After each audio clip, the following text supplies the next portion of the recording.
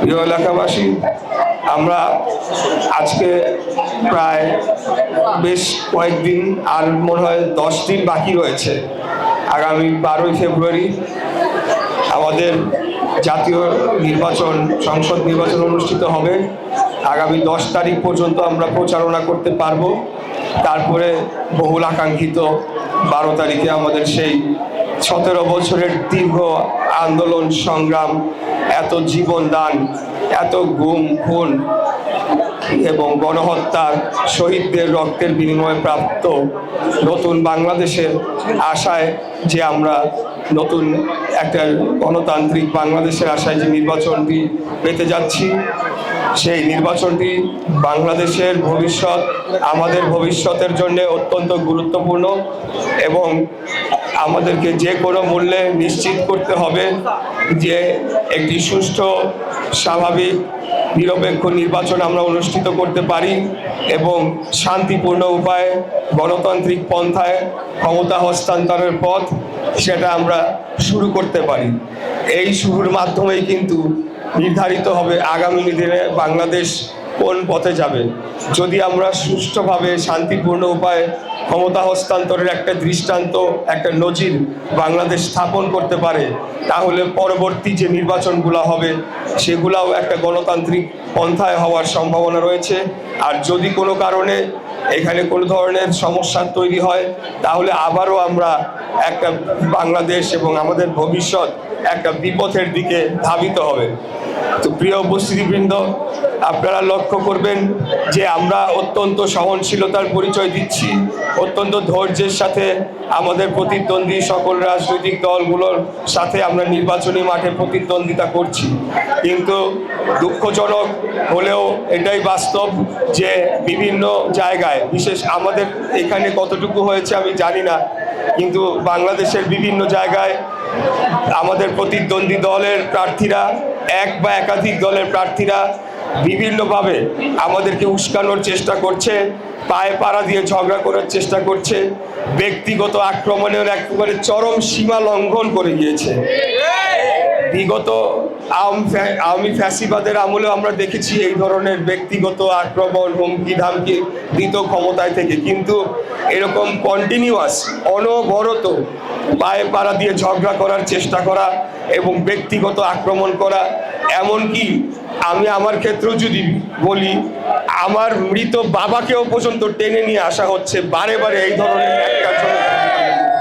RFL gas stove hassle free auto ignition নিশ্চিত করে ঝামেলাহীন রান্না। আরএফএল গ্যাস স্টোভ, নিরাপদ ও ঝামেলাহীন।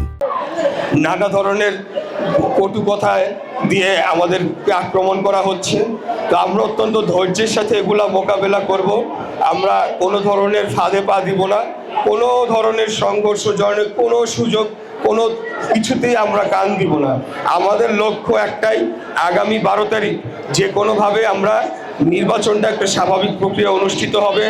বাংলাদেশের জনগণ বিপুল ব্যাপক একটা জনসমাগম ঘটাবে ভোট কেন্দ্রগুলায় এবং সকল ষড়যন্ত্র, সকল ধরনের যে ষড়যন্ত্র করা হচ্ছে সেগুলা পানির সাথে, ধুলার সাথে উড়ে যাবে, পানির সাথে ভেসে যাবে, কোনো কিছু আমাদেরকে আটকাইতে পারবে না ইনশাআল্লাহ।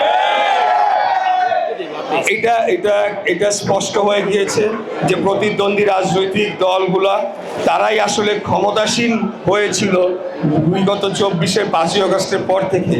এখন যেহেতু একটা নির্বাচনের মাধ্যমে রাজনৈতিক ক্ষমতার পট পরিবর্তনের সময় চলে এসেছে, তারা ক্ষমতাচ্যুত হওয়ার ভয়ে যেহেতু তাদের ক্ষমতা চলে যাবে, সেই কারণে আমার মনে হচ্ছে যে তারা যে কোনো মূল্যে নির্বাচনের আগে একটা সাংঘর্ষিক পরিস্থিতি তৈরি করতে চাচ্ছে, যাতে শেষ বেলায় গিয়ে তারা বলে যে আমাদের লেভেল প্লেইং ফিল্ড নাই, আমরা নির্বাচনে যাব না, নির্বাচনটা বানচাল করা যায় কিনা। তবে কোন দল কি করলো না করলো তাতে কিচ্ছু আসে যায় না, আমাদের কোন প্রার্থী কি বললো তাতেও কিছু আসে যায় না। এমনকি প্রার্থীদেরকে যে হত্যা করা হয়েছিল, তখন আমি বলেছিলাম আমাদের আরও অনেককেও যদি হত্যা করা হয় তাতেও কিছু আসা যায় না, কারণ আগামী নির্বাচনটা হচ্ছে 20 কোটি মানুষের ভবিষ্যতের নির্ধারণের নির্বাচন। আগামী নির্বাচনটা হচ্ছে বাংলাদেশের ভবিষ্যৎ নির্ধারণের নির্বাচন। তাই দেশি বিদেশি ষড়যন্ত্র থাকবেই, এটাতে আমরা নতুন করে আমাদেরকে এটা দেখতে হবে না, আমরা তো এই ষড়যন্ত্র মোকাবেলা করেই আসছি।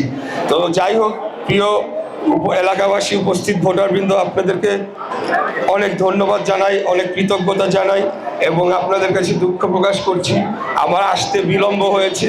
আমার একটু অসুস্থতার কারণে এই বিলম্বটি হয়েছে, আপনারা আমাকে ক্ষমার দৃষ্টিতে দেখবেন।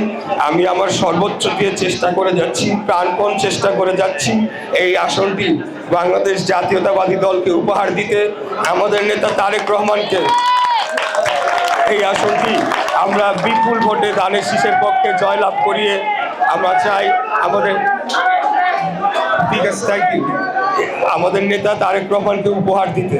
উনি আমার উপরে যে আস্থা রেখেছেন, আমাদের উপরে যে আস্থা রেখেছেন, আমাদের যে টিম ঢাকা 6 দীর্ঘদিন যাবৎ আমরা বিগত মেয়র নির্বাচন করেছি, আন্দোলন সংগ্রাম করেছি, হরতাল করেছি, মিটিং করেছি, অনেক কিছু করেছি।